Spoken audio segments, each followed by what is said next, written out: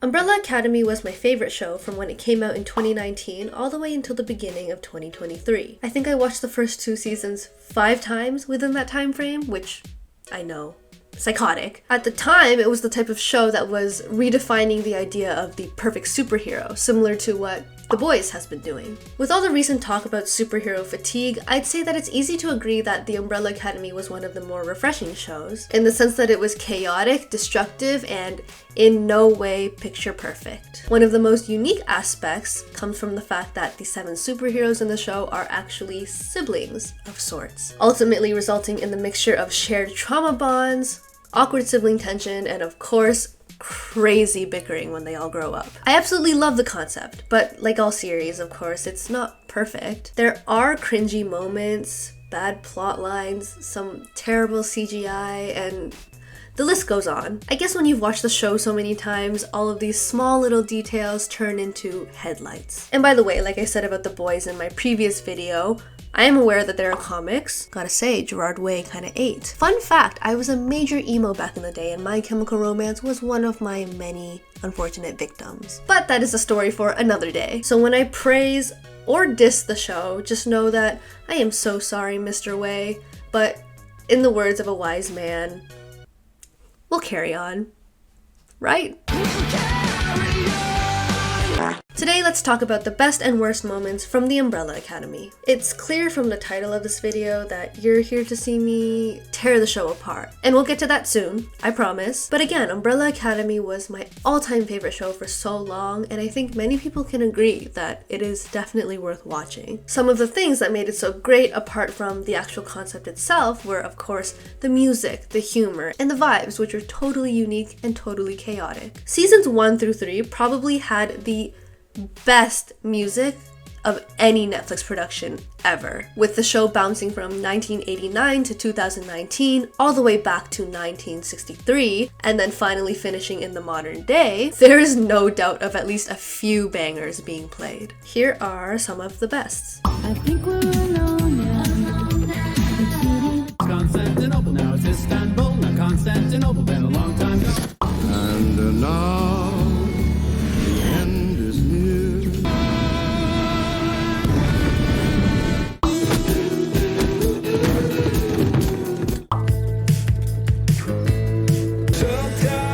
Sometimes. I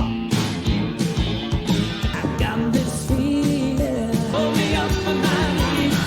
Aside from the peak music, I also think that Umbrella Academy has some of the strongest characters in modern TV. You see, it's so often that I'll watch something and some of the characters are so strong in personality, and then the others are just a little bland. Not to say that they don't have personalities, but I mean, if you asked me to describe them in 3 words, I don't think I could fully answer that. Umbrella Academy, on the other hand, is so incredible with each and every one of their characters. Typically, a production has 1 or 2 main characters, but Umbrella Academy has 7, and they're siblings. So to have such strong personalities is just such a complex thing, and it makes for an incredibly interesting show. I think this scene from season 4 can sum them up pretty well. Daddy issues, chaos junkie, mommy issues, more daddy issues, obnoxious asshole issues. You seem kind of weirdly self-actualized. While we're speaking of all the characters, I'd also like to mention how great and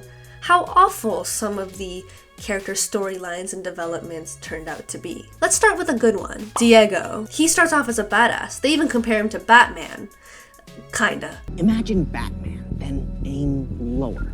We then find out that the reason he's so closed off is because of his major mommy and daddy issues. He constantly tries to prove himself to be worthy of the #1 spot until the team basically falls apart. I actually love the direction they took with Diego in season 4 because we see that without his powers, he's struggling majorly. I mean, we've seen him be insecure before, but now it's like he can't accept who he is without them. It's such a good take on the character because if you look at all the other Brellies, they are in complete acceptance. They're fine. The direction Diego's character went in makes total sense for his character because of his long history with insecurity and trying to be at the top all the time. Love it! Now let's look at Klaus, the best character in the whole show, might I add. The first time we meet him is at a rehab center and he's a total mess. And there's honestly a perfectly reasonable explanation for this. He's terrified of his power, which is seeing dead people. He goes through a lot compared to some of the others.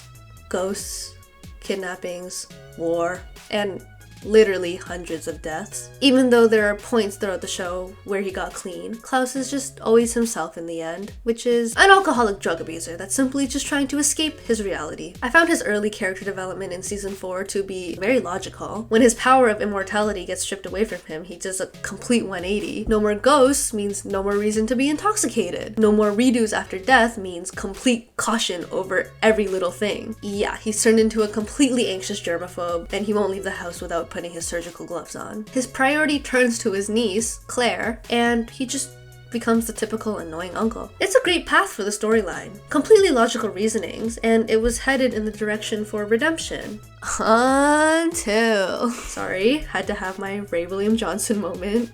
Until... Once Klaus gets his powers again, he basically reverts back to his old self. Now see, I was very understanding of his power being quite a painful one for the first 3 seasons, but when you're in the final season and you've already put a character on the path of redemption, you should probably, I don't know, redeem them? Why would you throw it all away? They spent the whole first season breaking down how scary and awful his power is, the second season on the true potential of his powers, and the third on him proving that he is in control. All for absolutely nothing to be resolved in the last season? It's a similar case with Five, who could arguably be the most important character. He's a 60-year-old man, so it's not like he really had much room for coming of age like the others. His plotline was more revolved around his need for family and saving the world. So tell me why he was in love with his kinda weird, kinda creepy mannequin wife Dolores for 3 seasons, just to homewreck his own brother's relationship in the 4th season. We're all thinking the same thing, okay? This is weird and the writers fumbled. Why would you add in this plotline in the second last episode of the entire series and end it with 2 of the main characters hating each other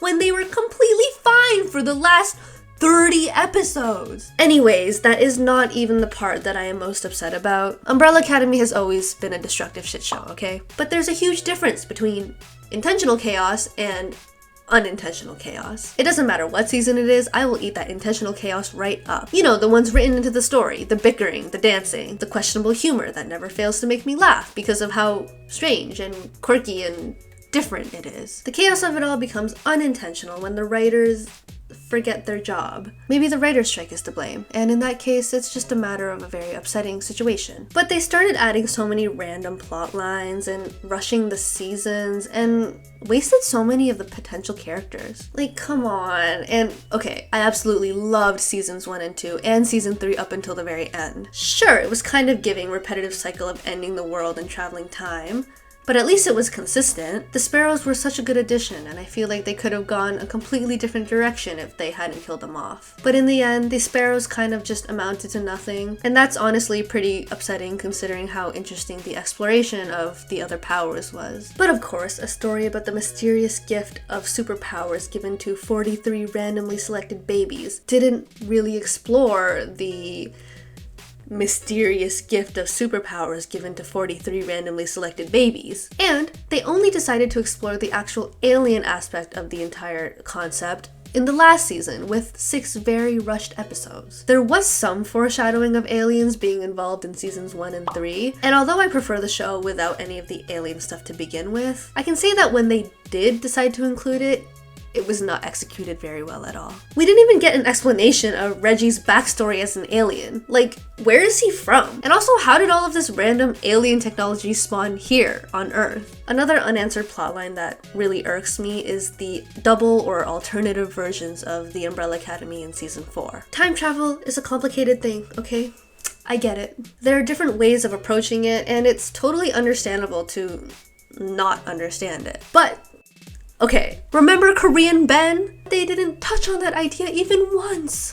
The whole whole show revolves around time travel and the complications around it. To have such a strong foundation for this concept and replace it with aliens in the last season is such a cop-out. On top of this, we didn't even get to see the characters grieve their time traveling losses. Instead, the writers decided to jump forward 6 years right off the bat and wasted absolutely no time to start up the new plotline. At the end of season 3 in the new timeline, Luther lost his wife Sloane, and we got one line about her in season 4. One! I know Sloan and I would have killed out of this. Same with Allison. Actually, wait, no, it was even worse with her. The entirety of season 3 was about how she was handling grief at the loss of her husband and daughter. It's 8 episodes of hurting and wanting, and at the very end, she gets them back. In season 4, we don't get a single reunion story, a day in the life, nothing. Instead, we get an already evolved and complicated mother-daughter relationship, and once again, a character reduced to one line. Who took care of you since Ray walked out? None of these guys gave a shit. Divorce? What? Why? When? Hello? Hey guys, I'm in the middle of editing right now and I realized that I didn't even discuss the ending. And like obviously from what I've already said, I'm not too happy with how it played out. I will say that the ending itself is actually very bittersweet, and in terms of a goodbye as a series, it's pretty good because, well, I literally sobbed my eyes out despite being so mad at the season. And I understand that not everything can have a happy ending, but I don't think that the goodbye had to be that devastating. Because hear me out, in the end they formed a completely logical reason for having to die and made it seem like it was the only option, that it's inevitable. And yeah, sure, some shows just aren't meant to have a happy ending, you can't win them all, but I don't think this is one of those shows. This show from the start has revolved around the idea of hope. It is 4 seasons of perseverance, saving the world, and a family of superheroes that gets stronger every season. They should have taken that into more consideration, and it's quite upsetting to see what happens to them after everything they've been through. Why were seasons 1 to 3 about how their powers were developing and constantly growing stronger? They even got new powers in season 4. So you'd kinda expect them to take the route of teaming together for one big epic final fight and have a happy ending. Or maybe not a happy ending, but an epic fight at least. Well, there actually was barely any fighting throughout the whole season, and the final battle was kinda anticlimactic and basically ended up with everyone accepting death and giving up. It just doesn't seem like something the Umbrella Academy would do. Oh, and the fact that the bittersweet ending isn't even that they just die, but they actually cease to ever exist and everything they ever did was left forgotten by the universe, that is truly heartbreaking and it hurts my soul. Some things I am more forgiving towards than others. Like, I can understand that they just wanted to honor the comics and stuff. But Umbrella Academy is one of Netflix's biggest shows. And you're telling me that they couldn't, 1, hire some better writers, 2, fix up the CGI just like a little bit, and 3, stick to 8 episodes? They really said, we're over it, let's just wrap it up and move along. It's really just an unfortunate situation, and I know that a lot of fans, including myself, are quite upset. But nonetheless, Umbrella Academy was and still is on the top of my list. Just because of a few bad moments, I won't dismiss the whole thing. It's an amazing show, and I'm gonna miss it so much. You know, I had a few bones to pick with the details, and I'm not really sure where they can go from here, especially considering the ending, but I'm really hoping that they consider continuing the universe, maybe like through a spin-off, because there's just so much that they didn't cover yet, and it would be so amazing. That's all for today. Thank you for listening to me rant. Bye!